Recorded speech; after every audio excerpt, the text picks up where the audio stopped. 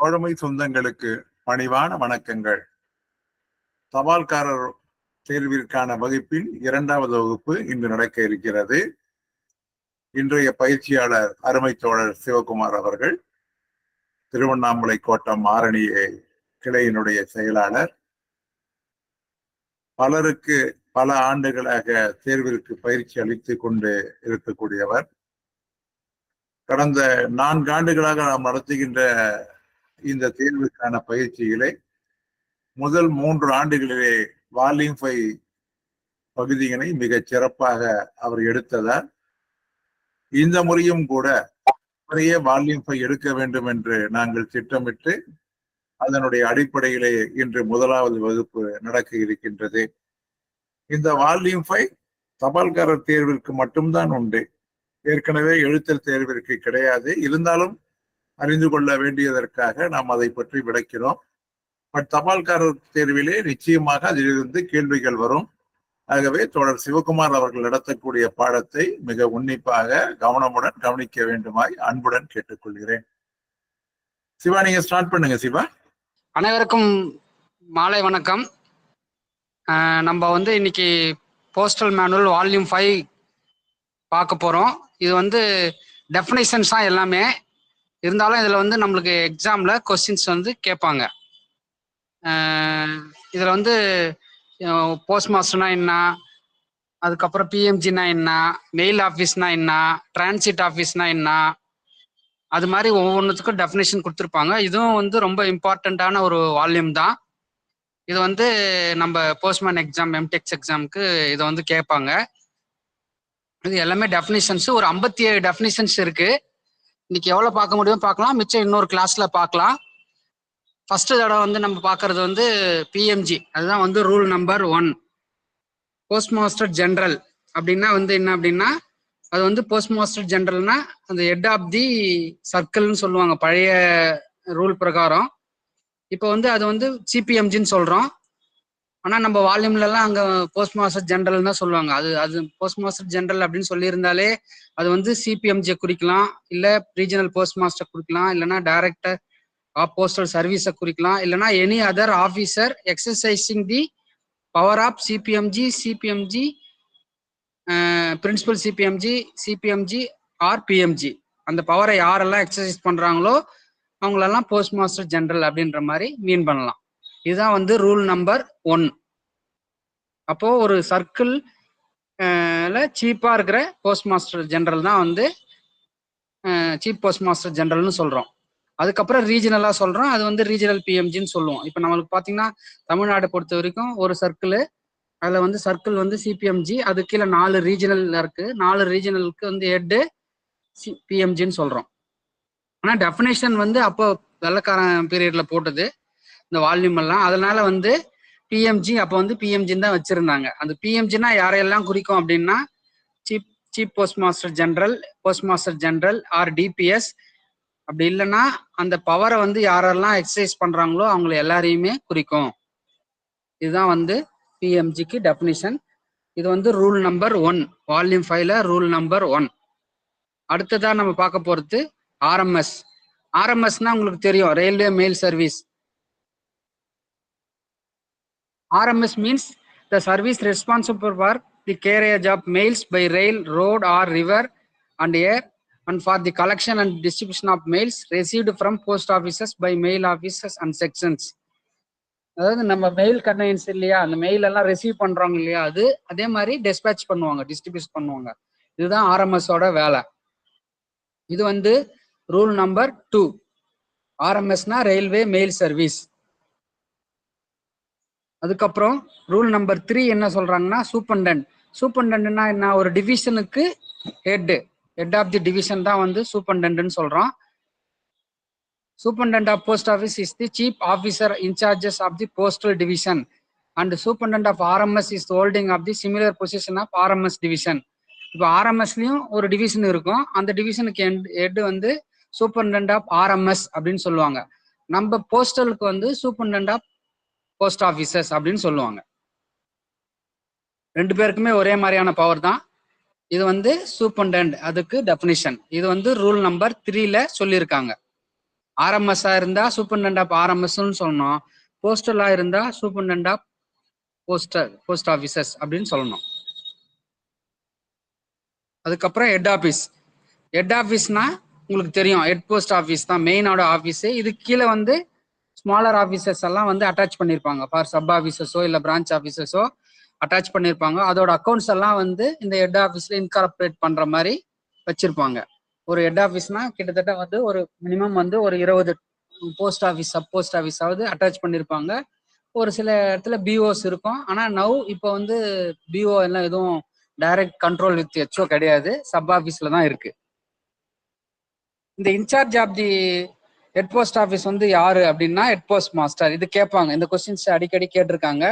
Incharge of the head post office வந்து யாரு, அது ஒரு டெசிக்னேட் என்னவா பண்ணியிருப்பாங்க அப்படின்னா அவருக்கு பேர் வந்து ஹெட் போஸ்ட் மாஸ்டர்னு சொல்லணும்.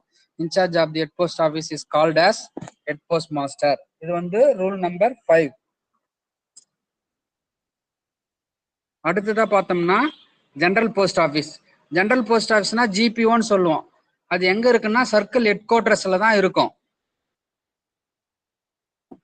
இது வந்து ஃபர்ஸ்ட் கிளாஸ் போஸ்ட் ஆஃபீஸ் அப்படின்னு சொல்லுவாங்க. The first class head post office is situated at the headquarters of the head of the circle. உதாரணத்துக்கு இப்போ நம்மளுக்கு Chennai GPO and Anna road ரெண்டுமே இருக்கு இல்லையா, ரெண்டுமே சென்னையில தான் சிச்சுவேட் ஆயிருக்கு. அந்த 2 ஜிபிஓவும் சர்க்கிள் ஆஃபீஸ் எங்க இருக்கோ அங்கதான் இருக்கு. அதனால அதுக்கு ஜெனரல் போஸ்ட் ஆஃபீஸ்னு பேரு. அதுக்கு இன்சார்ஜ் பாத்தீங்கன்னா ஜெனரல் ஜிபிஓ, அவர் வந்து ஒரு குரூப் ஏ கேடர்ல தான் இருப்பாரு. சீஃப் போஸ்ட் மாஸ்டர் அப்படின்னு சொல்லுவோம்.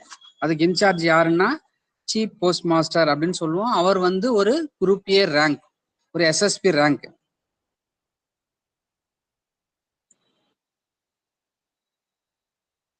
First class HO under the control and supervision of senior time scale officer is called chief post master. ஏற்கனவே சொன்னேன் இல்லைங்களா, அவர் வந்து ஃபர்ஸ்ட் கிளாஸ் ஆஃபீஸரா இருப்பாரு.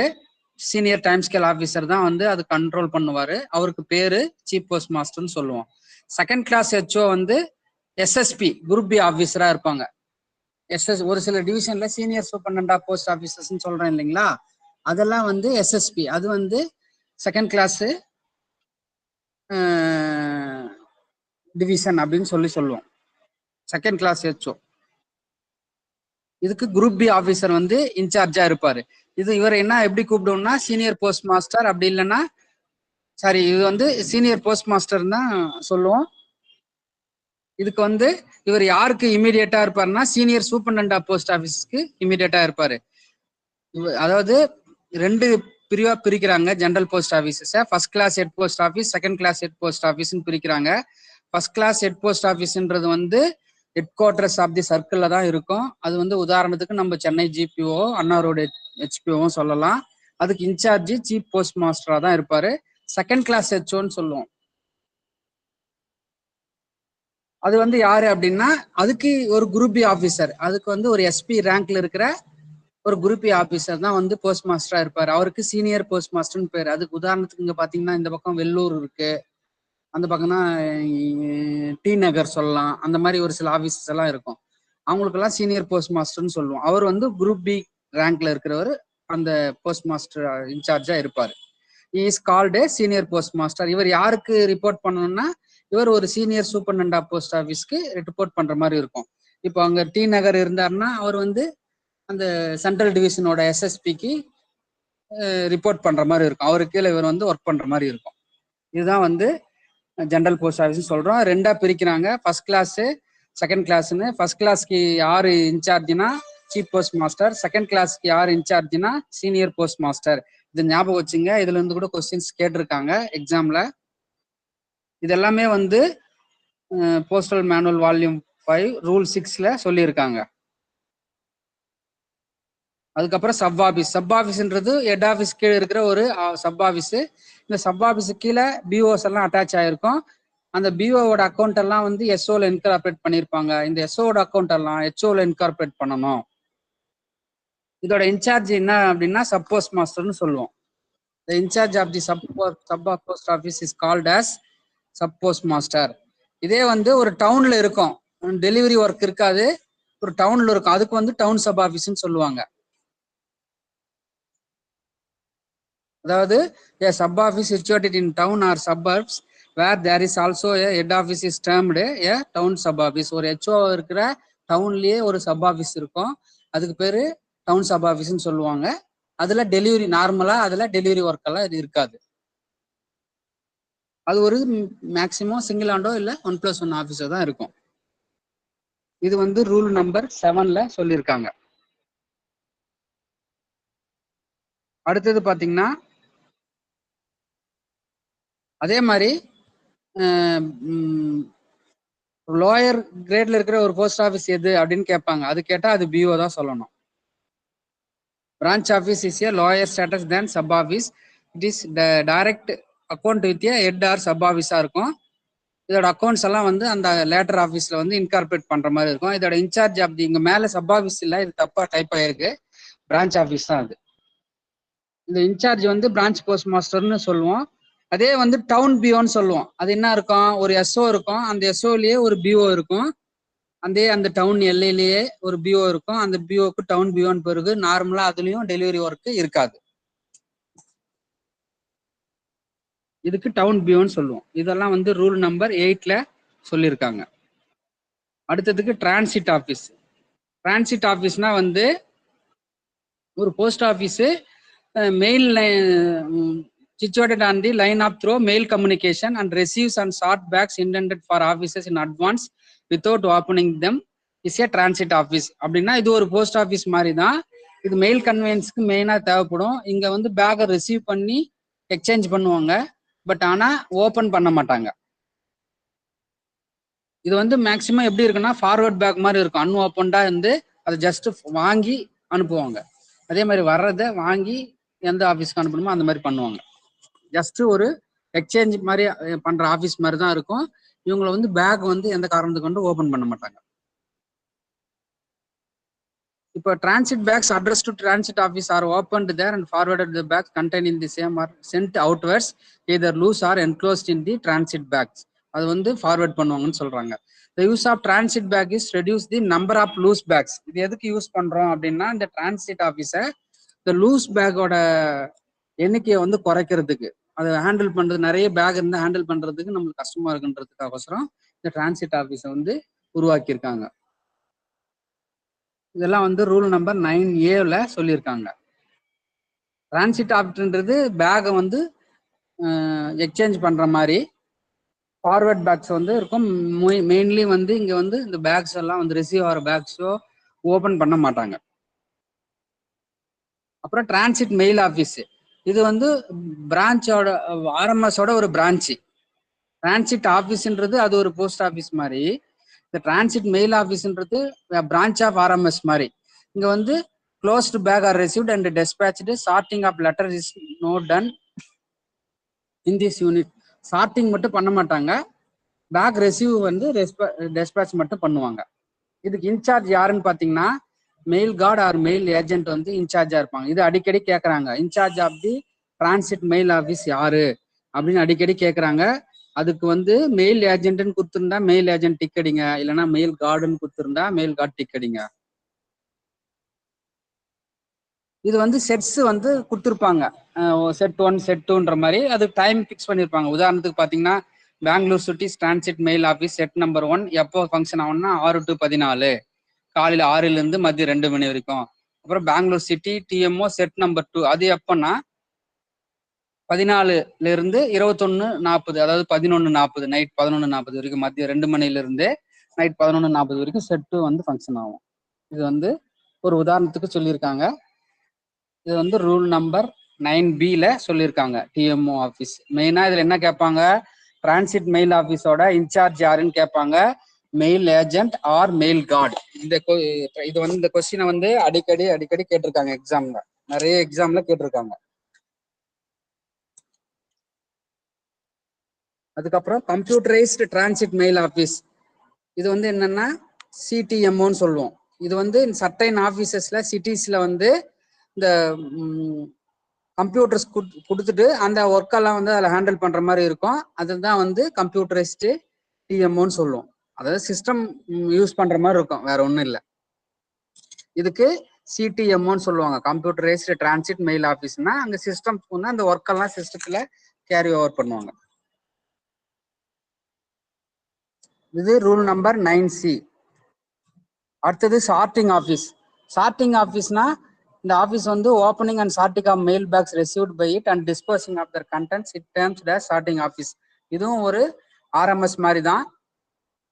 இங்க ஓப்பனிங் சார்ட்டிங் ஆஃப் மெயில்ஸ் எல்லாம் பண்ணுவாங்க. சார்ட்டிங் ஆஃப் வாய்ஸ் வந்து எல்லா கைண்ட் ஆஃப் ஆர்டிகிளும் ரிசீவ் பண்ணுவாங்க. இது எதுக்குன்னா இந்த சார்ட்டிங் ஒர்க்கை வந்து சிம்பிளிஃபை பண்றதுக்கு தான். அப்புறம் நம்பர் ஆஃப் பேக்ஸ் வந்து exchange between post office and mail ஆஃபீஸஸ்க்கும் ரெடியூஸ் பண்றதுக்கு தான் இந்த சார்ட்டிங் ஆஃபீஸ் ஓப்பன் பண்ணியிருந்தாங்க. அதுக்கப்புறம் இந்த மெயில்ஸோட வெயிட்டும் வந்து குறையும். மெயில் கன்வேன்ஸ் அப்போ மெயின் லைன்ஸ்ல வந்து நிறைய வெயிட் வந்து கன்வே பண்ண முடியாதுன்றதுனால ரெடியூஸ் பண்றதுக்கும் இந்த சார்ட்டிங் ஆஃபீஸை உருவாக்குனாங்க. இது வந்து ரூல் நம்பர் 10. இது வந்து ஆட்டோமேட்டிக் மெயில் ப்ராசஸிங் சென்டர். இதுல இருந்து அடிக்கடி கேட்குறாங்க ஏஎம்பிசி.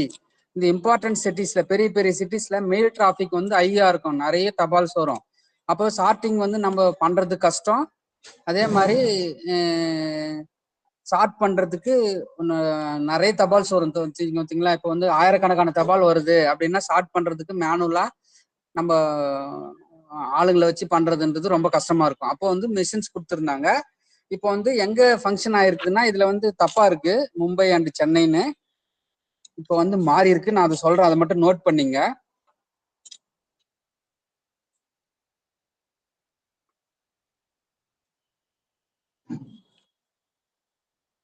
ஆட்டோமேட்டட் மெயில் ப்ராசஸிங் சென்டர் இப்போ எப்போ லொக்கேட் ஆயிருக்கு இப்போ ரீசெண்டா அப்படின்னு பாத்தீங்கன்னா நியூ டெல்லியில இருக்கு. நியூ டெல்லி 37. அங்க எப்போ ஃபங்க்ஷன் ஆயிருந்ததுன்னா ஆகஸ்ட் 21, 2012 இருந்து ஃபங்க்ஷன் ஆகுது. இதுல இருக்கிறது இல்ல, இது நீங்க எடுத்துக்க வேணாம், நான் சொல்றதை நோட் பண்ணீங்க. எங்க இருக்கு அப்படின்னா நியூ டெல்லியில இருக்கு. அது எப்பத்துல இருந்து ஃபங்க்ஷன் ஆகுதுன்னு பாத்தீங்கன்னா ஆகஸ்ட் 21, 2012 இருந்து ஃபங்க்ஷன் ஆகுது. அடுத்ததா கொல்கத்தாவில் இந்த ஏஎம்பிசி இருக்குது, ஆட்டோமேட்டிக் மெயில் ப்ராசஸிங் சென்டர். இது கொல்கத்தா 52 அந்த இடத்துல இருக்கு. இது எப்போ ஃபங்க்ஷன் ஆகுது ஸ்டார்ட் பண்ணாங்கன்னா ஜனவரி 27, 2013. அதாவது நியூ டெல்லியில 2012லயும் கொல்கத்தாவில் 2013லயும் இது வந்து இன்ஸ்டால் பண்ணி ஃபங்க்ஷன் ஆயிருக்கு. இதுல வந்து பாத்தீங்கன்னா இது இன்னொன்னு கேட்பாங்க, இதுல இல்ல இந்த பாயிண்ட்ஸ் நான் நோட் பண்ணி வச்சிருக்கேன், அதை மட்டும் சொல்றேன், அதை நீங்க நோட் பண்ணீங்க. இப்போ எந்தெந்த ஆபீஸ்ல இருக்கு அப்படின்னா எங்கெங்க இருக்குன்னா நியூ டெல்லி, கொல்கத்தாவில் இருக்கு.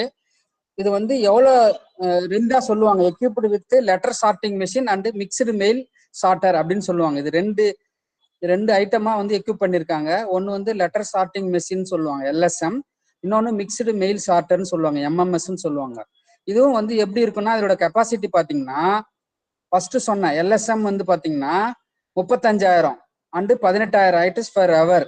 ஒரு மணி நேரத்துக்கு 35,000 தபாலையும் இந்த மிக்சடு மெயில் சார்ட்டரை வந்து பிரிக்கிறது வந்து 18,000 தபாலையும் பிரிக்கும். ஸ்டார்ட் பண்றது 35,000, மிக்சடு மெயிலா இருக்குது அந்த கேட்டகரி வைஸ் மெயில் பிரிக்கிறது வந்து 18,000. ஒரு மணி நேரத்துக்கு 18,000 தபாலை வந்து பிரிச்சிடும். ஷார்ட் பண்றது வந்து ஒரு மணி நேரத்துக்கு 35,000 தபாலை வந்து ஷார்ட் பண்ணும் அப்படின்னு சொல்லியிருக்காங்க. இதுவும் கேட்கறதுக்கு வாய்ப்பு இருக்கு.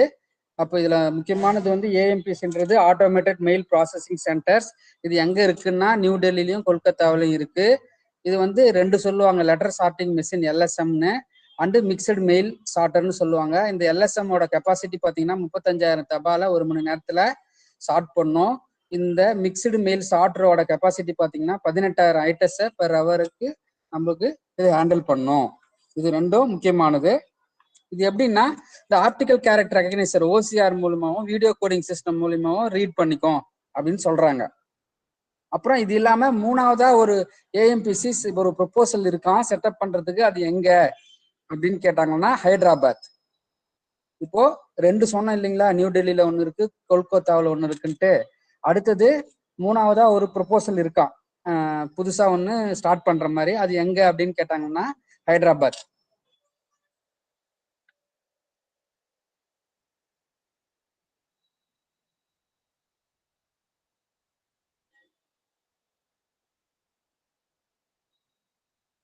அதே மாதிரி இந்த செமி ஆட்டோமேட்டட் பார்சல் ப்ராசஸிங் சென்டர்னு ஒன்று கொடுத்துருக்காங்க. இதுவும் அதே மாதிரி தான்.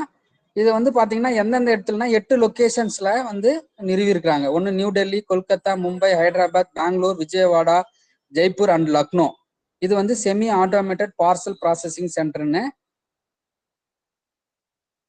இது வந்து பாத்தீங்கன்னா இ காமர்ஸ் பார்சலை வந்து ஒரு 2500 பார்சலை வந்து ஸ்டார்ட் பண்ணுமா. They are specially design to handle high volume e commerce parcel with sorting capacity of 2500 parcel per hour. இது வந்து semi automated parcel processing centres. இது எக்ஸ்ட்ராவா இதெல்லாம் வந்து இப்போ ஒரு பழைய நம்ம ரூல்ல கொடுக்கும் போதெல்லாம் இல்ல. இது வந்து இப்போ ரீசெண்டா வந்து இதெல்லாம் வந்து இன்ஸ்டால் பண்ணிருக்காங்க.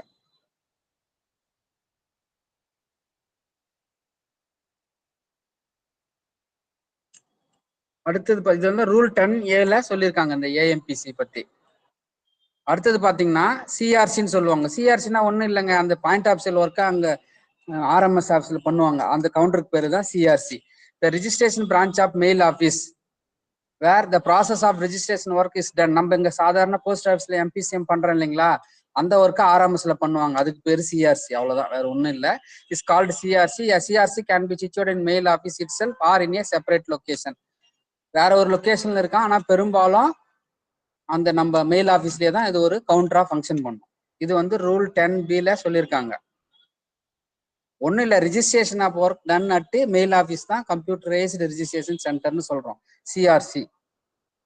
அங்க ரிஜிஸ்ட்ரேஷன் ஒர்க் பண்ணுவாங்க. ஆர்எல், பார்சல், ஸ்பீடு இதெல்லாம் புக் பண்ணுவாங்க, வேற ஒன்றும் இல்லை. இது ரூல் 10B சொல்லியிருக்காங்க. அப்புறம் சார்ட்டிங் சப் ஆஃபீஸ். ஏற்கனவே சார்ட்டிங் ஆஃபீஸ்ன்னு பார்த்தோம் இல்லையா, அதே மாதிரி தான் sorting sub office. Sorting sub office is a sub office which is selected from its position at near the junction. Junction கிட்ட அந்த மாதிரி ஆஃபீஸை வந்து செலக்ட் பண்ணி வச்சிருப்பாங்க.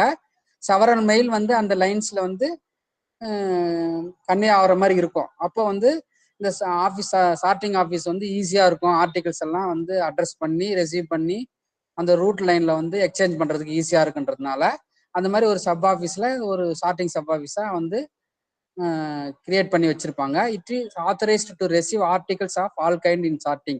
ஏற்கனவே சொன்னீங்கன்னா நம்ம சார்ட்டிங் ஆஃபீஸ்ல எல்லா கைண்ட் ஆஃப் ஆர்டிகல் வாங்குவாங்கன்னு, இந்த சார்ட்டிங் சப் ஆஃபீஸ்லயும் அதே மாதிரி தான் எல்லா கைண்ட்ஸ் ஆஃப் ஆர்டிகலையும் வந்து கலெக்ட் பண்ணிக்குவாங்க. இது வந்து ரூல் நம்பர் 11 சொல்லியிருக்காங்க. அடுத்தது பாத்தீங்கன்னா nodal post office. Nodal post ஆஃபீஸ்ன்றது இம்பார்ட்டன்ட் சிட்டிஸ் டவுன்ஸ்ல வந்து some post officers are authorised to receive letters from neighbouring post officers and sort the mail as per sorting diagram given by the RMS superintendent. This is to reduce the peak hour pressure in the local sorting office. Such offices are identified as nodal post offices. அதாவது சிட்டில வந்து இல்ல டவுன்ல, பெரிய பெரிய டவுன்ல வந்து some post ஆஃபீஸஸே வந்து நோடல் ஆஃபீஸை ஆத்தரைஸ் பண்ணியிருப்பாங்க. அவங்க என்ன பண்ணுவாங்கன்னா இந்த ஆர்டிகல் நெய்பரிங் போஸ்ட் ஆஃபீஸ்ல இருந்து வர ஆர்டிகலை வந்து சார்ட் பண்ணி வச்சுக்குவாங்க. அதுக்கு எப்படி சார்ட் பண்ணணும், எந்த ஆஃபீஸ் பிரகாரம் அதை மெயில் வந்து டெஸ்டினேஷன் வைஸ் சார்ட் பண்ணன்றதுக்கு ஒரு சார்ட்டிங் டயக்ராம் வந்து ஆர்எம்எஸ், அந்த எந்த ஆர்எம்எஸ் கண்ட்ரோலோ அந்த ஆர்எம்எஸ் கண்ட்ரோல்ல இருந்து கொடுத்துருப்பாங்க. அது பிரகாரம் வந்து அந்த டயக்ராம் பிரகாரம் சார்ட் பண்ணி நம்ம அது வந்து ப்ரிப்பேர் பண்ணணும். இது வந்து எதுக்குன்னா this is to reduce the peak hour pressure in the local sorting offices. Such offices are identified as nodal post offices. அதுக்கப்புறம் சென்ட்ரல் பேக்கிங் யூனிட்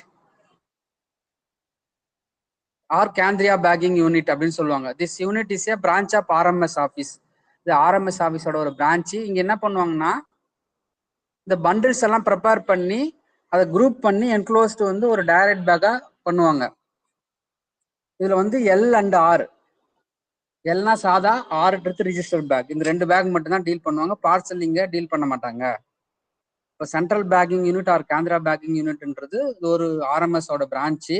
இங்க பண்டில்ஸ் ப்ரிப்பேர் பண்ணி அதை ஒன்னா குரூப் பண்ணி ஒரு டைரக்ட் பேக் வந்து என்க்ளோஸ் பண்ணுவாங்க. அதுவும் இங்க L and R type bags மட்டும்தான் வந்து ஹேண்டில் பண்ணுவாங்க. இது வந்து ரூல் 11B சொல்லியிருக்காங்க. அதுக்கப்புறம் ஆர்எல்ஓ. இது கேட்பாங்க, ஆர்எல்ஓன்னா என்னன்னு. Returned letter office. இது நல்லா நோட் பண்ணீங்க. ரிட்டர்னிங் லெட்டர் ஆஃபீஸ்ன்னு எழுதுவாங்க, இல்லைன்னா வெறும் ரிட்டர்ன் லெட்டர் ஆஃபீஸ்ன்னு எழுதுவாங்க. இது கரெக்டுன்னு. எது கரெக்டுன்னா ரிட்டர்ன்டு லெட்டர் ஆஃபீஸ். இடி வரணும். RETURNED letter office. இது ஏன் திரும்ப திரும்ப சொல்றேன்னா, இது எது சரின்னு சொல்லி கேட்பாங்க. ஏன்னா அது மாதிரி நிறைய தடவை எக்ஸாம்ஸ்ல கேட்டிருக்காங்க. அதனால RLOனா returned letter office. Return letter office வந்து எங்க இருக்குன்னா, சர்க்கிள் ஹெட் குவார்டர் எங்க இருக்கோ அங்கதான் இருக்கும். இப்போ நம்ம உதாரணத்துக்கு சென்னையில தான் RLO ஆஃபீஸ் இருக்கு. சென்னை 2 தான் RLO ஆஃபீஸ் வந்து RLO ஆஃபீஸ் சென்னை 2 தான் போடணும். இது என்ன டீல் பண்ணணும்னா, unclaimed article, refused article and return articles with addresses or with undecipherable or incomplete address. இன்கம்ப்ளீட்டான அட்ரஸோ, அது வந்து தெளிவில்லாம அட்ரஸ் எல்லாம் இருந்தது, ஆர்டிகிள் என்னன்னே தெரில, எந்த அட்ரஸ்ல கொடுக்குதுன்னே தெரில அப்படின்ற மாதிரி ஆர்டிகிள் எல்லாம் வந்து அங்க அமுச்சிடுவாங்க. இப்போ ஒரு சில ஆர்டிகிள் உங்களுக்கு டவுட் வரலாம், நம்ம வந்து ரெஃப்யூஸ் பண்ணா சென்டர் தானே போனோம் அப்படின்னா சென்டரும் வாங்க மறுத்துருவாங்க. ஒரு சில ஆர்டிகிள் வந்து சென்டர் கூட வந்து எனக்கு வேணாம் அப்படின்னு சொல்றாங்க. அப்ப என்ன பண்ணுவோம், போத் அட்ரஸி அண்ட் சென்டர் ரெண்டு பேருமே ரெஃப்யூஸ்டுன்னா அந்த ஆர்டிகிள் என்ன பண்றது, அதெல்லாம் RLOக்கு அனுப்பணும். இது மாதிரி அட்ரஸ் தெரியாத இன்கம்ப்ளீட் ஆகிற அட்ரஸையும் வந்து RLOக்கு அட்ரஸ் பண்ணும். இதெல்லாம் வந்து RLO ஆஃபீஸ்ல போயிட்டு அவங்களுக்கு ஒரு நார்ம்ஸ் இருக்கு. அதுக்கப்புறம் அதை அவங்க கண்டுபிடிச்சி ஏதாவது அதை டெலிவரி பண்ண முடியுமான்னு பார்ப்பாங்க. அப்படி இல்லைன்னா அது ஒரு சர்டைன் பீரியடுக்கு அப்புறம் அதை டிஸ்போஸ் பண்ணிடுவாங்க. இது வந்து ரூல் நம்பர் 12. ரூல் நம்பர் 12ல வந்து RLO ஆஃபீஸ் பத்தி சொல்லியிருக்காங்க. RLO ஆஃபீஸ்னா ரிட்டர்ன்டு லெட்டர் ஆஃபீஸ். அதாவது இங்க அதெல்லாம் டீல் பண்ணுவாங்கன்னா, அன்கிளைம்டு அண்ட் ரெஃப்யூஸ்டு ஆர்டிகல்ஸ், அதுக்கப்புறம் இந்த articles without addresses or with undecipherable or incomplete address இருக்கிற ஆர்டிகல்ஸ் எல்லாம் வந்து இங்க டீல் பண்ணுவாங்க. அதுக்கப்புறம் டிரான்ஸ்கிரிப்ஷன் சென்டர். டிரான்ஸ்கிரிப்ஷன் சொல்லிட்டுன்னா மொழிபெயர்ப்பாங்க. இப்போ ஒரு சில லாங்குவேஜ் தெரியாது, அப்போ ஹிந்தியில இருக்கும், இல்லை வேற ஏதாவது மொழியில் இருக்கும். அந்த மொழியில வந்து அந்த ரீஜனல் லாங்குவேஜ்ல எழுதி அனுப்புவாங்க. அது வந்து அந்த சென்டருக்கு பேரு டிரான்ஸ்கிரிப்ஷன் சென்டர்னு பேரு. இது வந்து சார்ட்டிங் ஆஃபீஸ் தான். situated normally in the headquarters of the circle or any other convenient sorting office in the circle. நார்மலா சர்க்கிள் ஹெட் குவார்டர்ல தான் இருக்கும். இல்லைன்னா சர்க்கிள்ல வந்து என்ன முடிவு பண்ணி எந்த இடத்துல இருக்கலாம்னு ஒரு லொகேஷன் சூஸ் பண்ணா, எங்க நிறைய அந்த மாதிரி தபால்ஸ் எல்லாம் வரும் அப்படின்றது இடத்த சூஸ் பண்ணி அங்க கூட அந்த ஆஃபீஸை வந்து எஸ்டாப்ளிஷ் பண்ணியிருப்பாங்க. Transcription centre transcribes into English the addressed written in the regional language in postal articles posted in the post or mail office. இப்போ பார்த்தீங்கன்னா ஒரு அந்த ரீஜனல் லாங்குவேஜ்ல எழுதியிருப்பாங்க. அது அந்த ரீஜனல் லாங்குவேஜ் இப்போ நமக்கு தமிழ் வருது. இப்போ வந்து இந்த பக்கம் கேரளா சைடோ இல்லை ஆந்திரா சைடோ இந்த பக்கம் நார்த் சைட்ல இருந்தோ வர தபால் அந்த ஒரு ரீஜனல் லாங்குவேஜ்ல இருந்து வருதுன்னா நம்மளுக்கு தெரிஞ்சு அதை படிச்சு நம்மள டெலிவரி பண்ண முடியாது. அப்போ என்ன பண்ணுவாங்கன்னா, அந்த டிரான்ஸ்கிரிப்ஷன் சென்டருக்கு அனுப்பிச்சோம்னா அவங்க என்ன பண்ணுவாங்க, அந்த அட்ரஸை இங்கிலீஷ்ல கன்வெர்ட் பண்ணி எழுதி அனுப்புவாங்க. அப்போ நம்ம அதை அந்த இங்கிலீஷ்ல கன்வெர்ட் பண்ணி டிரான்ஸ்கிரிப்ட் பண்ணி அனுப்பிச்சு அந்த தபாலை நம்ம டெலிவரி பண்றதுக்கு ஈஸியா இருக்கும். இதுதான் வந்து டிரான்ஸ்கிரிப்ஷன் சென்டர். இது வந்து எதுல சொல்லியிருக்காங்கன்னா, ரூல் நம்பர் 12A சொல்லியிருக்காங்க. அடுத்தது office of exchange. Office of எக்ஸ்சேஞ்சுன்றது மெயில்ஸ் எக்ஸ்சேஞ்ச் மெயில்ஸை வந்து எக்ஸ்சேஞ்ச் பண்ணிக்கிற ஆஃபீஸ் தான் வந்து ஆஃபீஸ் ஆஃப் எக்ஸ்சேஞ்சுன்னு சொல்றோம். இது வந்து ஃபாரின் கண்ட்ரிஸ்க்கு சொல்லுவோம். எப்படி சொல்லணும்னா, post office or a sorting office or a section. அது வந்து இந்த ஆஃபீஸ் ஆஃப் எக்ஸ்சேஞ்ச் வந்து என்னவா இருக்கலாம்னா, ஒரு போஸ்ட் ஆஃபீஸா இருக்கலாம், ஒரு சார்ட்டிங் ஆஃபீஸா இருக்கலாம், இல்லை ஒரு செக்ஷனா இருக்கலாம். இது என்ன பண்ணணும்னா, exchange of mails with country officers of foreign countries is known as office of exchange. நம்ம இன்லேண்ட்ல இருந்து ஃபாரின்க்கோ, ஃபாரின்ல இருந்து இன்லேண்டுக்கோ வர தபால்ஸ் எல்லாம் இந்த ஆஃபீஸ்ல தான் எக்ஸ்சேஞ்ச் பண்ணுவாங்க. இந்த ஆஃபீஸ் வழியா தான் போவும் வரும். அதுதான் ஆஃபீஸ் ஆஃப் எக்ஸ்சேஞ்ச். இது ரூல் நம்பர் 13A சொல்லியிருக்காங்க. அதாவது ஃபாரின் ஆர்டிகல்ஸ் எல்லாம் டீல் பண்ணணும்னு வச்சுங்களேன், அது வந்து இன்கமிங்கா இருக்கலாம், இல்லை அவுட் கோயிங்கா கூட இருக்கலாம். Office of exchange of transit. இது வந்து பாத்தீங்கன்னா, an officer exchange the border which only receive and dispatches closed bag addressed to received from other offices of exchange in India is known as office of exchange of transit. இந்த office என்ன பண்ணும்னா, only receive பண்ணி dispatch பண்ணும் closed back மட்டும் other ஆஃபீஸ்ல இருந்து வந்த ஆஃபீஸை இந்தியாவில். இதுதான் வந்து ஆஃபீஸ் ஆஃப் எக்ஸ்சேஞ்ச் ஆஃப் டிரான்சிட்னு சொல்றோம். Such office will not close bags for foreign countries or open inward foreign parcel foreign bags. இப்போ வர என்னன்னா, ஒன்லி எக்ஸ்சேஞ்ச் தான், வர பேகை வந்து எக்ஸ்சேஞ்ச் தான் பண்ணும். இங்க வந்து க்ளோஸ் பண்ணாது, அதே மாதிரி ஓப்பனும் பண்ணாது இந்த ஆஃபீஸ்.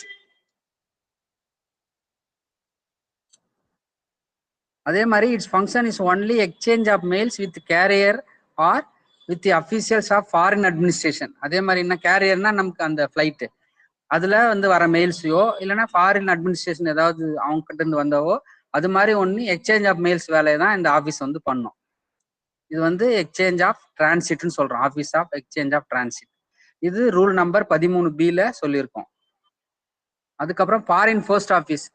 ஃபாரின் போஸ்ட் ஆஃபீஸ் வந்து இங்க எதுக்குன்னா கஸ்டம் டியூட்டிஸ் எல்லாம் வருது இல்லையா நம்மளுக்கு, ஃபாரின்ல இருந்து பார்சல் வந்தா அதுல ஒரு எழுதிருப்பாங்க சிடின்னு, ஏதாவது கஸ்டம் டியூட்டி வாங்கணும் அப்படின்னு சொல்லி எழுதிருப்பாங்க இல்லையா, அந்த அசஸ் பண்ணுவாங்க, டியூட்டிஸ் போடுவாங்க, சார்ஜஸ் போட்டு அசஸ் பண்ணுவாங்க. அதுதான் வந்து இந்த ஃபாரின் போஸ்ட் ஆஃபீஸோட முக்கியமான வேலை. இது வந்து இதுவும் வந்து ஒரு office of exchange in which the work of assessment of customs duty on foreign mails. ஃபாரின்ல இருந்து வர மெயிலுக்கு கஸ்டம் டியூட்டி அசஸ் பண்ணி அதில் போடுவாங்க. அது நம்ம அதில் ஏதாவது கலெக்ட் பண்ற மாதிரி எழுதியிருந்தாங்க அப்படின்னா நம்ம அந்த ஆஃபீஸை அந்த ஆர்டிக்கிள் டெலிவரி பண்ணும்போது கஸ்டம்ஸ் டியூட்டி வாங்கின்னு தான் டெலிவரி பண்ணணும். அதே மாதிரி இவங்க இன்டர்செப்ட் பண்ணலாம், அந்த ஆர்டிக்கிளை வந்து செக் பண்ணலாம். ஏதாவது சஸ்பெக்ஷன் இருந்தது அப்படின்னா அவங்க வந்து அது இன்ஸ்பெக்ட் பண்ணி பார்க்கலாம், இன்டர்செப்ட் பண்ணலாம். அதே மாதிரி இந்த ஆக்சுவலான அசஸ்மெண்ட் ஒர்க் எங்க பண்ணுவாங்கன்னா இந்த ஃபாரின் போஸ்ட் ஆஃபீஸ்ல தான் பண்ணணும்னு சொல்லியிருக்காங்க. இது வந்து ரூல் நம்பர் 13C. அப்போ இவங்களுக்கு என்னன்னா இந்த கஸ்டம்ஸ் டியூட்டி அசஸ் பண்ற வேலை, அதுக்கப்புறம் அவங்க இன்டர்செப்ட் பண்ணலாம் ஆர்டிக்கல், ஏதாவது டவுட்டா இருந்ததுன்னா செக் பண்ணி பார்க்கலாம். இதுதான் மெயினான வேலை, ஃபாரின் போஸ்ட் ஆஃபீஸோட வேலை. இது வந்து ரூல் நம்பர் 13C சொல்லியிருக்காங்க. அதுக்கப்புறம் சப் ஃபாரின் போஸ்ட் ஆஃபீஸ், இதுவும் அதே மாதிரி தான்.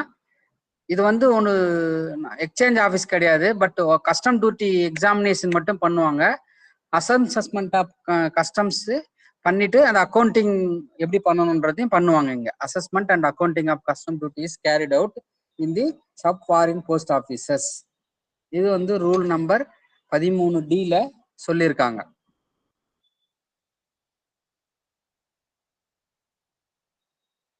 அப்புறம் transit section. Transit sections are traveling officers of RMS working on railway or river streamlines. செக்ஷன்னா இது வந்து நம்ம ட்ரெயின்லயே நமக்கு ஒரு ஆஃபீஸ் இருக்கும், நம்மளுக்கு ஒரு கம்பார்ட்மெண்ட் கொடுத்துருப்பாங்க. அதுல வந்து இந்த ஒர்க் நடக்கிறது தான் வந்து டிரான்சிட் செக்ஷன் சொல்றோம். இல்ல ரிவர் லைன்ல இருந்ததுன்னா இந்த ரிவர் லைன்ல ஸ்டீமர் லைன்ல இருந்ததுன்னா அதுலயும் கொடுத்துருப்பாங்க. இந்த ஆபீஸ்க்கு டிரான்சிட் செக்ஷனுக்கு யார் இன்சார்ஜ் அப்படின்னு இதுவும் கேட்பாங்க, இதை கூட கேட்டிருக்காங்க. டிரான்சிட் செக்ஷனுக்கு யார் இன்சார்ஜ்னா மெயில் கார்டோ இல்ல மெயில் ஏஜென்ட்டோ இருப்பாங்க. அந்த டிஎம்ஓக்கு சொன்னேன் இல்லைங்களா, அதே தான். அப்போ டிஎம்ஓக்கும் டிரான்சிட் செக்ஷனுக்கும் யார் இன்சார்ஜ்னு கேட்டா ஒன்னு மெயில் ஏஜென்ட்டா இருக்கும், இல்லைன்னா மெயில் கார்டா இருக்கும். இது வந்து ரூல் 14 சொல்லியிருக்காங்க. அப்புறம் மெயில் ஆபீசர்ஸை வந்து ரெண்டா பிரிக்கிறாங்க. ஒன்று வந்து sorting mail office, transit mail ஆஃபீஸ்ன்னு பண்ணியிருக்கோம். சார்ட்டிங் மெயில் ஆஃபீஸ் வந்து மெயில் பேக்ஸை வந்து அட்ரஸ் பண்ணதெல்லாம் வந்து க்ளோஸ்டு பேக்கை ஃபார்வர்ட் பண்ணணும். டிஎம்ஓ வந்து ஒன்லி க்ளோஸ்டு பேக்கை மட்டும்தான் டீல் பண்ணணும். ஏற்கனவே நம்ம பார்த்தோம் இல்லைங்களா, அதுதான். இந்த incharge of the sorting mail office வந்து என்னன்னா ஹெட் சார்ட்டிங் அசிஸ்டன்ட். இதை கூட கேட்டிருக்காங்க அடிக்கடிக்க. ஒரு சார்ட்டிங் ஆஃபீஸோட இன்சார்ஜ் யார் அப்படின்னு கேட்பாங்க. அப்போ ஹெட் சார்ட்டிங் அசிஸ்டன்ட் அப்படின்னு தான் சொல்லணும். Officer in charge of the set of a sorting mail office is called or designated as head sorting assistant, HASன்னு சொல்லுவாங்க. And in charge of the set of transit mail office வந்து மெயில் ஏஜென்ட் தான் வந்து இருப்பாரு, irrespective of the status of the incumbent அப்படின்னு ஒன்று சொல்றாங்க. அப்போ டிரான்சிட் மெயில் ஆஃபீஸ்க்கு வந்து மெயில் ஏஜென்ட் இருப்பாரு, அதே வந்து சார்ட்டிங் ஆஃபீஸ்க்கு இன்சார்ஜ் வந்து ஹெட் சார்ட்டிங் அசிஸ்டன்ட் இருப்பாருன்னு சொல்றாங்க. அப்புறம் corporate mail office or bulk mail சென்டர்னு சொல்லுவாங்க, பிஎம்சின்னு. இப்போ இது என்னன்னா பெரிய சிட்டிஸ்ல வந்து கிட்டத்தட்ட பாத்தீங்கன்னா ஒரு 5000 அன்ரிஜிஸ்டர் கொடுத்து அவரை தான் வந்து பல்க் மெயிலர்னு நம்ம ஐடென்டிஃபை பண்ணுவோம். யார பல்க் மெயிலர்னு ஐடென்டிஃபை பண்ணணும்னு கூட ஒரு கொஸ்டின் கேட்கலாம். அப்போ என்ன பண்ணோம்னா யாரெல்லாம் ஒரு 5000 அன்ரிஜிஸ்டர் ஆர்டிக்கிளையோ இல்ல ஒரு 250 ரிஜிஸ்டர் ஆர்டிக்கிளோ கொடுக்குறாங்களோ அவங்களெல்லாம் நம்ம வந்து பல்க் மெயிலரா ஐடென்டிஃபை பண்ணி வச்சுக்கணும், ஐடென்டிஃபை பண்ணிக்கலாம்னு சொல்றாங்க. இந்த supplied with customized sorting list, அவங்க வந்து சார்ட் பண்ணி அந்த பண்டில் எடுத்துன்னு வந்து கொடுப்பாங்க. அதுக்கப்புறம் அந்த பண்டிலை ப்ரிப்பேர் பண்ணதுக்கு இன்வாய்ஸ் பண்ணி டூப்ளிகேட்ல எடுத்துன்னு வந்து இங்க கொடுக்கணும், பிஎம்சியில் கொடுக்கணும், பல்க் மெயில் சென்டர்ல கொடுக்கணும். இது வந்து ரூல் 15A. இன்னொன்னு மாஸ் மெயிலிங் சென்டர். இது வந்து பாத்தீங்கன்னா in order to help customers who are regularly posting maximum number of letters, DOP started assistance centers which are called mass mailing center in bigger cities. இப்போ யாரெல்லாம் நிறைய தபால் வந்து ரெகுலரா போஸ்ட் பண்றாங்களோ அவங்களுக்கெல்லாம் அசிஸ்ட் பண்றதுக்கோசரம் தான் இந்த மாஸ் மெயிலிங் சென்டர்ஸை பிக்கர் சிட்டிஸ்ல வந்து ஓபன் பண்ணியிருக்காங்க. இங்க என்னென்ன பண்ணுவாங்கன்னா ப்ரீ மெயிலிங் ஆக்டிவிட்டிஸ், அதுக்கப்புறம் காலேஜ் ஸ்டூடெண்ட்ஸ் யாராவது வந்து யூட்டிலைஸ் பண்ணிக்குவாங்க, இல்லை ஹவுஸ் ஒய்ஃப், பென்ஷனர்ஸ், அவங்களுக்கு ஏதாவது ஒரு அவர்லி பேசிஸ்ல அந்த அமௌண்ட் பேமெண்ட் பண்ணுவாங்க. ஆனா இந்த எக்ஸ்பெண்டிச்சர் எல்லாம் யார் வந்து பேர்ன் பண்ணுவாங்கன்னா customers will have to pay the extra addition. யாரு அவங்களுக்கு வேணும்னு சொல்றாங்க இல்லையா, யார் பல்கா தராங்களோ அவங்க கிட்ட கஸ்டமர் கிட்டயே தான் வாங்கி இவங்களுக்கு வேஜஸ் கொடுக்கணும். எக்ஸ்ட்ரா போஸ்டேஜ் என்னவோ அது இல்லாம இவங்களுக்கு இந்த உங்களுக்கு கூலி வேலை வாங்குறேன் இல்லையா, அவங்களுக்கு கூலி கொடுக்கறதும் அவங்க தான் கொடுக்கணும். இதெல்லாம் யார் டிசைட் பண்ணுவாங்க, எவ்வளவு போஸ்டேஜ், இந்த எக்ஸ்ட்ரா எனுமரேஷன் எல்லாம் எவ்வளவு கொடுக்கணுன்றதெல்லாம் வந்து டிபார்ட்மெண்ட் தான் வந்து டிசைட் பண்ணும். இது வந்து ரூல் நம்பர் 15B சொல்லியிருக்காங்க. அதுக்கப்புறம் பிஎஸ்ஓ, இதுவும் ஒரு முக்கியமான டெஃபினிஷன். பிஎஸ்ஓனா ப்ரெஸ் சார்ட்டிங் ஆஃபீஸ். இது எங்க இருக்குன்னா இந்த sorting office situated at the premises of newspaper. Newspaper எங்க ஒரு பெரிய நியூஸ் பேப்பர் கம்பெனி இருக்கு அப்படின்னா அங்கேயே வந்து சிச்சுவேட் ஆயிருக்கும் ப்ரெஸ் சார்ட்டிங் ஆஃபீஸர். இதோட எக்ஸ்பெண்டிச்சர் அங்க ஆகுது செலவு, எஸ்டாப்ளிஷ்மெண்ட், இந்த செலவெல்லாம் வந்து அந்த நியூஸ் பேப்பர் பப்ளிஷரே வந்து தான் வந்து burn பண்ணிக்குவாரு. The entire expenditure towards wages for the establishment is burned by the newspaper publisher, apart from providing stationery for working the sorting office. அந்த ஸ்டேஷனரியும் அவங்க வந்து ப்ரொவைட் பண்ற மாதிரி இருக்கும். This office work to suit dispatch timing of the newspaper. அப்போ அந்த news paper காலையில எப்போ வெடிகாலம் ரிலீஸ் பண்ற மாதிரி இருக்கும், எப்போ அந்த பத்திரிகை ரிலீஸ் பண்றாங்களோ அப்போ வந்து இவருக்கு வந்து அந்த டிஸ்பேச் ஒர்க் இருக்கிற மாதிரி அங்க டைமிங் வந்து ஃபிக்ஸ் பண்ணியிருப்பாங்க. அது வந்து அங்க லோக்கலா அந்த சார்ட்டிங் ஆஃபீஸ் எதோட லிங்க் ஆயிருக்கோ அது மாதிரி அங்க அரேஞ்ச் பண்ணிக்குவாங்க. இது உதாரணத்துக்கு பாத்தீங்கன்னா டெல்லி RMS இந்துஸ்தான் டைம்ஸ் PSOன்னு சொல்றாங்க. இது மாதிரி ஒன்னு press sorting office. Hindustan Times வந்து நியூஸ் பேப்பர் இருக்கு இல்லைங்களா, அங்க ஒரு ப்ரெஸ் சார்ட்டிங் ஆஃபீஸ் இருக்கு. அது மாதிரி ஒரு உதாரணத்துக்கு அந்த மற்ற இதுலயும் இருக்கும், ஒரு உதாரணத்துக்கு அந்த மாதிரி சொல்லியிருக்காங்க. டெல்லி RMS இந்துஸ்தான் டைம்ஸ் PSOன்னு சொல்லி. இந்த ப்ரெஸ் சார்ட்டிங் ஆஃபீஸ் பத்தி சொல்லியிருக்கிற ரூல்ஸ் எல்லாமே வந்து ரூல் 15C இருக்கு. அதுக்கப்புறம் ரெக்கார்ட் ஆஃபீஸ். ரெக்கார்ட் ஆஃபீஸ்ன்றது ஸ்டேஷனரி ஆஃபீஸ் தான். இங்க ஒர்க் பேப்பர்ஸ் எல்லாம் இருக்கும். இந்த பேப்பர்ஸ் எல்லாம் ப்ரெசர்வ் பண்றது, செக் பண்ற மாதிரி எல்லாம் இங்க இருக்கும். ஃபார்ம்ஸ், பேக்ஸ், ஸ்டேஷனரி ஐட்டம் எல்லாம் இங்க இருக்கும். இந்த இன்சார்ஜ் வந்து யாருன்னா ரெக்கார்ட் ஆஃபீஸர். ரெக்கார்ட் ஆஃபீஸ்ன்றது stationary office of the RMS office. இது இன்சார்ஜ் யாரு அப்படின்னா record officer. A record office is a stationary office of the railway mail service where the work papers of the sections attached to it are prepared, checked and placed on record, and by which all forms, bags and stationery required for the use of section are supplied. அது அந்த செக்ஷனுக்கு தேவையான இதுவெல்லாம் வந்து இங்க supply பண்ணுவாங்க. இந்த record ஆஃபீஸ்க்கு இன்சார்ஜ் யாருன்னு பாத்தீங்கன்னா ரெக்கார்ட் ஆஃபீஸர் தான் இன்சார்ஜா இருப்பாரு. இதெல்லாம் வந்து ரூல் நம்பர் 16 சொல்லியிருக்காங்க. அடுத்தது பாத்தீங்கன்னா head record office. Head record ஆஃபீஸ்ன்றது நமக்கு ஒரு HO மாதிரி தான். இது it is a stationary situated at the headquarters of the RMS division. அந்த RMS டிவிஷன் ஹெட் குவார்டர்ல சிச்சுவேட் ஆயிருக்கும்.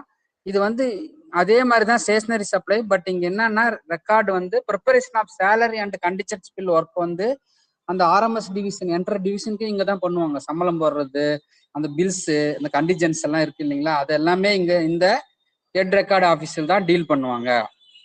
இந்த இன்சார்ஜ் யாருன்னு பாத்தீங்கன்னா ஹெட் ரெக்கார்ட் ஆஃபீஸர். அந்த ரெக்கார்ட் ஆஃபீஸ்ன்றது சின்ன ஆஃபீஸ், சப் ரெக்கார்ட் ஆஃபீஸ்ன்னு கூட சொல்லுவாங்க. அது ரெக்கார்ட் ஆஃபீஸர் தான். இது வந்து ஹெட்ன்னு சொல்லுவாங்க, ஹெட் ரெக்கார்ட் ஆஃபீஸ்ன்னு. இந்த ஹெட் ரெக்கார்ட் ஆஃபீஸரோட இன்சார்ஜ் யாருன்னு பாத்தீங்கன்னா ஹெட் ரெக்கார்ட் ஆஃபீஸர். முக்கியமா இங்க அந்த ஸ்டேஷனரி சப்ளைஸ் எல்லாம் இல்லாத சேலரி தான் முக்கியம். சேலரி அண்ட் கண்டிஜென்ட் பில்ஸ் எல்லாம் அந்த என்டையர் டிவிஷனுக்கு இங்க தான் ப்ரிப்பேர் பண்ணுவாங்க.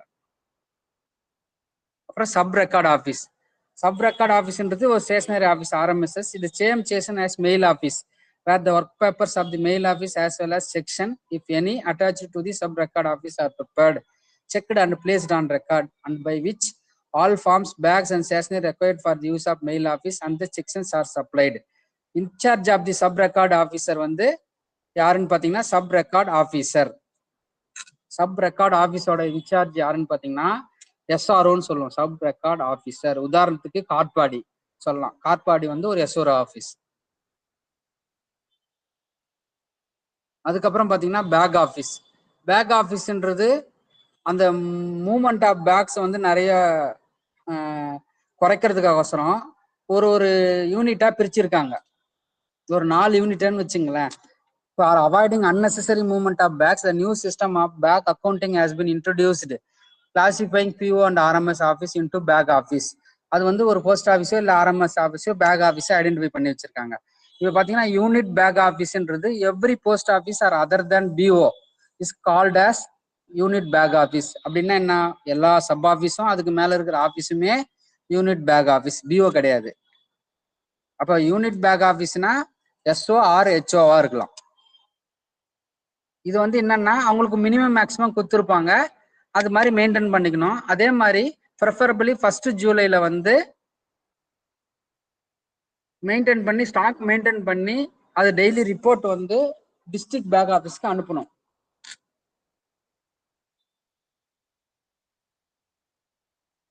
மினிமம் மேக்ஸிமம் எப்போ ஃபிக்ஸ் பண்ணுவாங்கன்னா எவ்ரி இயர் ஜூலைல எவ்வளோ அவங்களுக்கு போதும், மினிமம் எவ்வளோ மேக்ஸிமம் எவ்வளோ வச்சுக்கலாம்னு ஃபிக்ஸ் பண்ணுவாங்க. அதுக்கப்புறம் இவங்க என்ன பண்ண டெய்லி பேக் பேலன்ஸ் ரிப்போர்ட்னு சொல்லுவாங்க, அதுக்கு பேரு பேக் பேலன்ஸ் ரிப்போர்ட்னு. அது வந்து இந்த யூனிட் பேக் ஆஃபீஸ்ல இருந்து டிஸ்ட்ரிக்ட் பேக் ஆஃபீஸ்க்கு அனுப்பணும், டிபிஓன்னு சொல்லுவாங்க. டிஸ்ட்ரிக்ட் பேக்ன்றது எல்லா எஸ்ஆர்ஓ, சம்டைம்ஸ் ஹெச்ஆர்ஓ, அது மாதிரி இருக்கிறதெல்லாம் வந்து டிபிஓ. இப்போ உதாரணத்துக்கு காட்பாடி சொன்னேன் இல்லையா, காட்பாடி வந்து ஒரு டிபிஓ, டிஸ்ட்ரிக்ட் பேக் ஆஃபீஸ். இப்போ பை இல்லைன்னா காட்பாடியிலேருந்து நம்ம பேக் வாங்கிக்கலாம். The office will maintain bag account for all type of bags category wise, not only respect of bag received and dispatched by the sorting office and TMO attached to them, but also in respect of UBO. அதான் சொன்னேன் இல்லைங்களா, sub ஆஃபீஸோ HO சொன்னேன் இல்லைங்களா, அதுக்கும் இவங்க தான் back பேலன்ஸ்க்கு அக்கௌண்டிங்க்கு maintain பண்ணணும்னு சொல்றாங்க. இன் எக்ஸப்ஷனல் கேசஸ்க்கு ஒரு ஹெட் போஸ்ட் ஆஃபீஸ் கூட டிஸ்ட்ரிக்ட் பேக் ஆஃபீஸா ஃபங்க்ஷன் ஆகலாம் அப்படின்னு சொல்லியிருக்காங்க. இப்போ திடீர்னு ஒரு சில நேரத்தில் அங்கேருந்து சப்ளை பண்ண முடியலன்னா என்ன பண்ணுவாங்கன்னா சர்க்கிள்ல இருந்து அந்த ஒரு ஹெட் ஆஃபீஸை டிஸ்ட்ரிக்ட் பேக் ஆஃபீஸா வந்து ஐடென்டிஃபை பண்ணி வச்சுக்குவாங்க. அப்போ அந்த ஹெட் ஆஃபீஸ் வந்து டிபிஓவா ஃபங்க்ஷன் பண்ணும், அங்கிருந்து பேக் சப்ளை பண்ணுவாங்க. எக்ஸப்ஷனல் கேசஸ் தான், ரேரா. அப்போ 2 பார்த்துருக்கோம். இப்போ என்ன பார்த்துருக்கோம், யூனிட் பேக் ஆஃபீஸ்ன்னு பார்த்துருக்கோம். யூனிட் பேக் ஆஃபீஸ்னா எல்லா எஸ்ஓவும் ஹெச்ஓவும். டிஸ்ட்ரிக்ட் பேக் ஆஃபீஸ்ன்றது ஆர்எம்எஸ், எஸ்ஆர்ஓ பார் ஹெச்ஆர்ஓ. இந்த யூனிட் பேக் ஆஃபீஸ் டெய்லியுமே ரிப்போர்ட் வந்து இந்த டிஸ்ட்ரிக்ட் பேக் ஆஃபீஸ்க்கு அனுப்பணும். அப்புறம் சர்க்கிள் பேக் ஆஃபீஸ், இது எங்க இருக்குன்னா பிஎஸ்டி தான் சர்க்கிள் பேக் ஆஃபீஸ். இந்த ஹெட் குவார்டர் சர்க்கிள்ல இருக்கும். இது வந்து எதுக்கு ரெஸ்பான்சிபிள்னா இந்த இன்ஸ்பெக்ஷன் பண்ணணும், இந்த டிஸ்ட்ரிக்ட் பேக் ஆஃபீஸ்க்கும் யூனிட் பேக் ஆஃபீஸ்க்கும் இன்ஸ்பெக்ஷன் பண்ணி வெரிஃபிகேஷன் ஆஃப் பேலன்சஸை இவங்க பார்க்கணும். அது இல்லாம இவங்க பேக்கை ப்ரொக்யூர் பண்ணி டிஸ்ட்ரிபியூஷன் ஆஃப் பேக், அந்த repair and action of bags எல்லாம் இவங்க தான் கேரி அவுட் பண்ணணும். என்னன்னா இந்த பேக் வாங்குறது, அந்த பேக் எந்தெந்த ஆஃபீஸ்க்கு எவ்வளவு கொடுக்கலான்றது டிஸ்ட்ரிபியூட் பண்றது, ரிப்பேர் பண்றது, ஆக்ஷன், அதாவது ரொம்ப பழசாகி போச்சுன்னா அதுக்கு வந்து ஏலம் விடுறாங்க இல்லையா, அது மாதிரி பண்ற வேலை எல்லாமே இந்த சர்க்கிள் பேக் ஆஃபீஸ் தான் பண்ணணும். சென்ட்ரல் பேக் ஆஃபீஸ், இது வந்து எப்பன்னா டைரக்டரேட்ல டி செக்ஷன்ல இந்த சென்ட்ரல் பேக் ஆஃபீஸ் ஃபங்க்ஷன் பண்ணும்.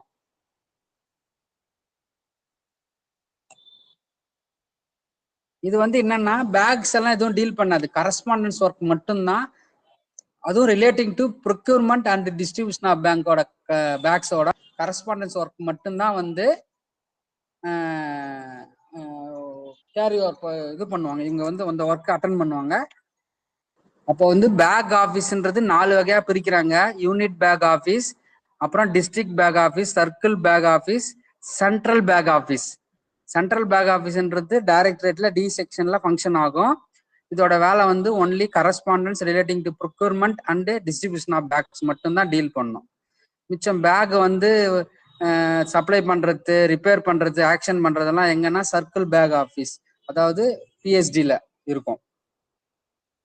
எங்க பாவறீங்களா ஆளு,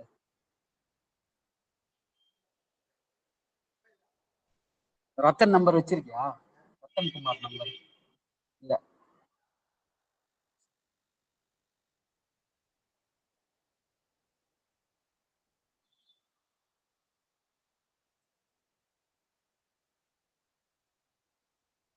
அதுக்கு அடுத்தது பாத்தீங்கன்னா சார்ட்டிங் அசிஸ்டன்ட். சார்ட்டிங் அசிஸ்டன்ட்ன்றது ஆர்எம்எஸ்ல ஒர்க் பண்றவருக்கு பேர் சார்ட்டிங் அசிஸ்டன்ட். நம்ம எப்படி போஸ்டல்ல ஒர்க் பண்றவங்களுக்கு போஸ்டல் அசிஸ்டன்ட்டோ அதே மாதிரி தான் சார்ட்டிங் அசிஸ்டன்ட்னு சொல்லுவோம். இவர் வந்து என்ன பண்ணுவார்னா other than supervising work, supervising officers தான் வந்து சார்ட்டிங் அசிஸ்டன்ட் சொல்லுவோம்.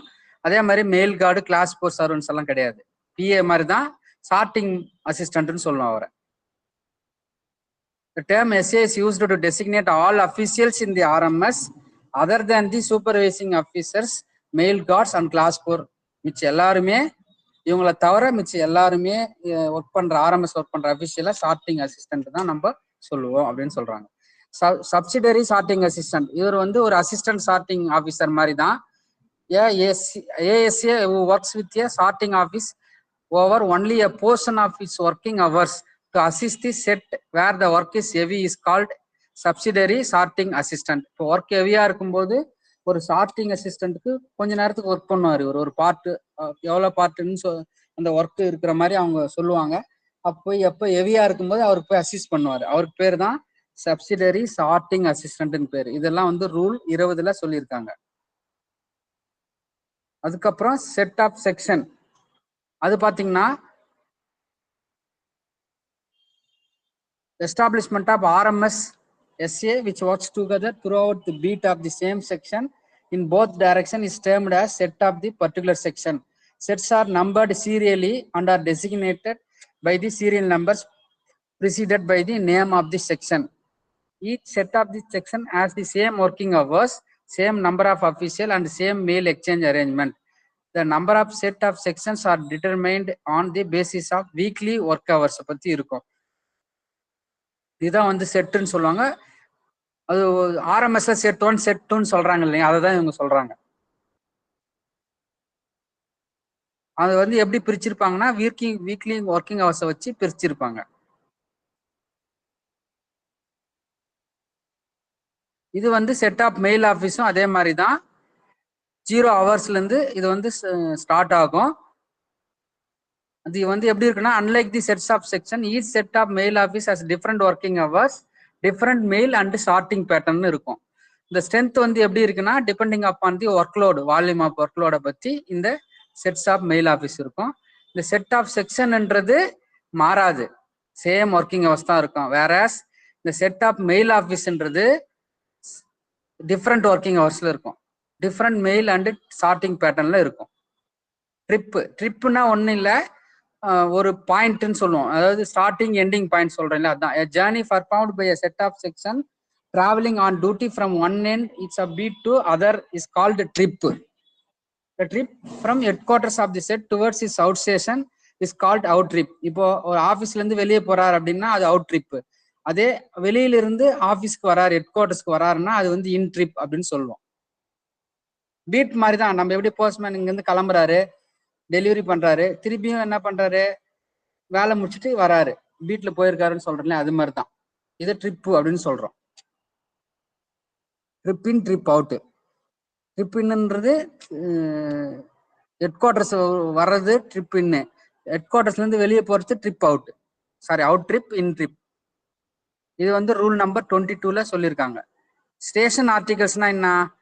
Station articles are the articles intended for delivering from the post office to which they sent, but unpaid and insufficiently paid articles in the letterman intended for delivery from SOs and BOs when sent to HO or SO treated as station article for HO or SO as the case may be.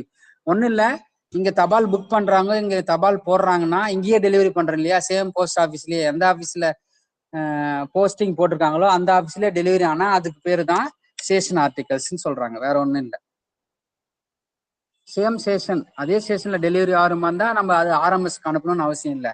Station articles நம்ம close பண்ணி பேக்கை வச்சுக்கின்னு அடுத்த நாள் அந்த பேக்கை receive பண்ணி நம்ம டெஸ்பேட்ச் போட்டுக்கலாம், சாரி இது டெலிவரிக்கு கொடுத்துக்கலாம். இது ரூல் நம்பர் 23ல சொல்லியிருக்காங்க. அப்புறம் சார்ட்டிங் ஆர்டிகல்ஸ். சார்ட்டிங் ஆர்டிகல்ஸ்ன்றது சார்ட் பண்றது, வெளியே போறது, அதாவது அதர் தேன் தி ஸ்டேஷன் ஆர்டிகல்ஸ் எல்லாமே சார்ட்டிங் ஆர்டிகல்ஸ் தான் சொல்லுவோம். இது வந்து லேபிள்டு பண்டில்னு சொல்லுவோம். லேபிள்டு பண்டில்னா இந்த collection of faced unregistered articles வந்து செக்யூர்லியா டைப் கட்டி ஒரு பண்டில் மாதிரி வைப்போம். அதுக்கு பேர் தான் வந்து மேலே ஒரு செக் ஸ்லிப்பும் வைப்போம். அது வந்து இப்போ ஒரே ஊருக்கு ஒரு 20 ஆர்டிகல் 30 ஆர்டிகல் இருக்குன்னா அது எல்லாத்தையும் ஒன்னா கட்டி ஒரு செக் ஸ்லிப் வைப்போம். அதை வந்து சிங்கிள் ஆர்டிகிளா ட்ரீட் பண்ணி ஷார்ட் பண்ணுவோம். அதுக்கு தான் வந்து ஸ்டேஷன் பண்டில்ஸ் அப்படின்னு சொல்லுவோம். அந்த ஷார்ட்டிங் பண்டில்ல வெதர் அன்பெய்டும் இருக்கலாம், இல்ல பெய்டு ஆர்டிகிளும் இருக்கலாம்.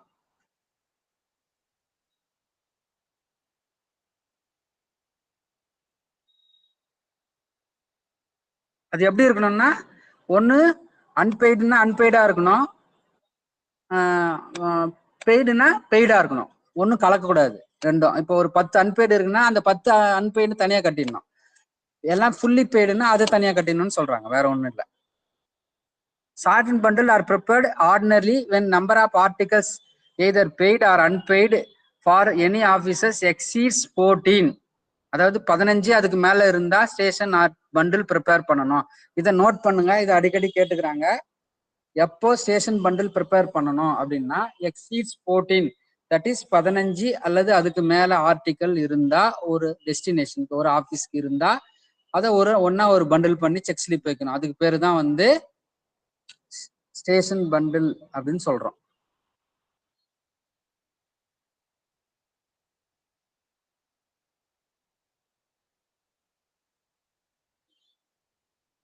ஷார்ட்டிங் பண்டில் வந்து ரெண்டா பிரிக்கிறோம். வந்து எப்படின்னா express bundle sorting immediately, deferred bundle disposed later. அப்புறம் டெரிட்டோரியல் பண்டில்னு சொல்றோம். அது என்னன்னு பாத்தீங்கன்னா ஒரு ஸ்டேட்டுக்கோ இல்ல ஒரு கண்ட்ரிக்கோ இல்ல ஃபாரின்கோ ஏதாவது இருந்தது, prepared when number of article is 25 and more. இப்போ வந்து வேற ஒரு ஸ்டேட்டுக்கு, இப்போ வந்து ஒரு ஆந்திராவுக்கு இருக்குதுன்னு வச்சுங்க, ஆந்திர பிரதேசுக்கு ஒரு 25 ஆர்டிகல் இருக்கு அப்படின்னா அதுக்கு ஒரு டெரிட்டோரியல் பண்டில் ப்ரிப்பேர் பண்ணலாம். அதுதான் சொல்றாங்க. ஒரு ஸ்டேட்டுக்கோ இல்ல ஒரு கண்ட்ரிக்கோ இல்ல ஒரு ஃபாரின் கண்ட்ரிக்கோ 25 அதுக்கு மேலோ இருந்தா ஒரு தனியா ஒரு பண்டில் ப்ரிப்பேர் பண்ணணும். அதுக்கு பேரு டெரிட்டோரியல் பண்டில்னு பேரு. ஸ்டேஷன் பண்டில்னா என்ன சொன்னேன், 15 இல்ல அதுக்கு மேல. வேற டெரிட்டோரியல் பண்டில்னா 25 இல்ல அதுக்கு மேல. இதெல்லாம் டியூ ஆனா இந்த லேபிள் பண்டில்ஸ் எல்லாம் நாட் டியூ. இதெல்லாம் ரூல் நம்பர் 24ல சொல்லியிருக்காங்க. ப்ரீ சார்ட்டட் பண்டில் இது வந்து எப்படின்னா, these are received from the customer as well as from post offices. These should not be opened if they are station bundles and can be opened and sorted only if they are sorting bundles. Station பண்டிலா இருந்தா open பண்ணி சார்டன் பண்ணணும்னு சொல்றாங்க, வேற ஒண்ணும் இல்லை. Check slip. Check ஸ்லிப்ன்றது அது மேல சொன்னேன் இல்லைங்களா, இப்போ ஒரு பண்டில் போட்டு மேல ஒரு ஸ்லிப் வைப்பாங்க. அது வந்து டிஃப்ரெண்ட் கலர் இருக்கு, அது ஒன்னொன்னுத்துக்கும் ஒரு டிஃப்ரெண்ட் இதுவை குறிக்குது. இப்ப பாத்தீங்கன்னா பிங்க் கலர் வந்து ஆர்டினரி பெய்டு அண்ட் அன்பெய்டு பண்டில குறிக்கும். பிங்க் கலர்ல இருந்ததுன்னா அந்த செக் ஸ்லிப்பு அது வந்து ஆர்டினரியோ இல்ல அன்பெய்டு பண்டில், பெய்டோ அன்பெய்டு பண்டில் ஆர்டினரியா இருக்கும் அது பிங்க் கலர். வேற ஒயிட் கலர் பாத்தீங்கன்னா ஷார்ட்டிங் பண்டில குறிக்கும். அதே மாதிரி ப்ளூ வந்து ஏர்மெயில் ஃபாரினுக்கு இருக்கு இல்லைங்களா அது. ஒயிட் செக் ஸ்லிப் வந்து used for both express and deferred bundle, the slip being marked on the face with 2 diagonal lines in blue pencil for express bundle. அதே ஒயிட் ஸ்லிப் தான், அதுல வந்து 2 diagonal லைன் போட்டு இருந்தா அது வந்து express bundle. The slip being marked on the face with 2 diagonal lines is called green color for local articles. Yellow strip வந்து Rajdhani and blue strip for metro bundle. ட்ரெயின்ல இந்த மாதிரி இருந்ததுன்னா எல்லோ, ராஜதானியில ஏதாவது பண்ணா எல்லோ ஸ்ட்ரிப் பண்ணணும். அதே மாதிரி ப்ளூ ஸ்ட்ரிப் இருந்ததுன்னா மெட்ரோல. Every check slip bear the name and date stamp. அதே மாதிரி ப்ரிப்பேர் பண்டில் யார் பண்றாரோ அவரோட name of the office which is addressed and signature of the full officer by whom it is made up. யாரு அந்த பண்டில prepare பண்றாரோ அவரோட கையெழுத்து இருக்கணும், டேட் ஸ்டாம்ப் இருக்கணும் அப்படின்னு சொல்றாங்க. எதுக்குன்னா அந்த ரெஸ்பான்சிபிலிட்டி ஃபிக்ஸ் பண்றதுக்கு, யாராவது தப்பா இருந்தது, தப்பா ஸ்டார்ட் பண்ணி அந்த பண்டில ப்ரிப்பேர் பண்ணியிருந்தாங்கன்னா அவங்க கிட்ட யாரு பண்ணாங்க என்னன்றது அவங்க மேல நடவடிக்கை எடுக்கணும். அதுக்கோசரம் தான் இது வந்து பண்ணுவாங்க. ஐயோ அதான் ஃபோன் பண்ண எடுக்கணும், கரெக்டாக சொல்லிட்டியா. ரூல் 25 இந்த செக் ஸ்லிப் பத்தி சொல்றதெல்லாம், pink colour for ordinary paid and unpaid, white for ordinary sorting bundle, blue for air mail, white 6 for express and deferred bundle. அப்புறம் yellow strip for Rajdhani and blue strip for metro bundle அப்படின்னு சொல்லியிருக்காங்க. இதை ஞாபகம் வச்சுங்க, இதுவும் எக்ஸாம்ல கேட்கறதுக்கு வாய்ப்பு இருக்கு. அதுக்கப்புறம் பாத்தீங்கன்னா மணி ஆர்டர், செக் ஸ்லிப், அது வந்து MO 17 சொல்லுவாங்க. அதுவும் மாதிரிதான் அதே மாதிரி மணி ஆர்டர். இது வந்து check slip printed in red ink or white bathmi paper is prescribed for use of the preparing money order bundles for dispatch to destination. இப்போ இதெல்லாம் இல்லை, நம்மளுக்கு EMO கான்செப்ட் ஆகிப்போச்சு. அதனால நம்ம எந்த மணி ஆர்டர் செக் ஸ்லிப்பையும் நம்ம யூஸ் பண்றது இல்லை. பட் தெரிஞ்சுங்க, செக் ஸ்லிப் இதே மாதிரி தான் மணி ஆர்டர் இருந்ததுன்னா அதுக்கு 4-5 மணி ஆர்டர் இருந்ததுன்னா அதுக்கு ஒரு பண்டில் போட்டு மேலே செக் ஸ்லிப் வைப்பாங்க. அதுதான், வேற ஒன்றும் இல்லை. நம்ம ஆர்டிகிளுக்கு எப்படி பண்டில் ப்ரிப்பேர் பண்ற மாதிரியோ ஒரு ஸ்லிப் வச்சு மணி ஆர்டருக்கும் பண்ணுவாங்க. அந்த ஸ்லிப் ஃபார்மோட நம்பர் வந்து MO 70. இது வந்து ரூல் நம்பர் 25A சொல்லியிருக்காங்க. ஹலோ தலைவரே, தலைவரே சொல்லு சிவா. தலைவரே போதுமா? இன்னொரு 20 இருக்குது, அது அடுத்த கிளாஸ்ல பாத்துக்கலாமா? அடுத்த கிளாஸ் பாத்துக்கலாம். ஃபுல்லா டெஃபினிஷன் தான் எல்லாமே. ஆமாமா. கிளியரா இருக்கு. நான் கேட்டுதான் இருக்கேன், அப்சர்வ் பண்ணிட்டு தான் இருக்கேன். நான் இங்கதான் இருக்கேன். சரிங்க தலைவர், அதான் அடுத்த கிளாஸ்ல இன்னொரு 20 இருக்கு, அடுத்த கிளாஸ்ல பாத்துக்கலாம். சரி, நீங்க as early as முடிச்சிடலாம். அது நம்ம அதை முடிச்சுட்டு கடைசியா ஃபைனலா கொஸ்டின் டச் பண்ணிக்கலாம். தேங்க்யூ சிவா. Thank you everyone. நாளைக்கு கிளாஸ் இருக்கு. நாளைக்கு கிளாஸ் கண்டிப்பா.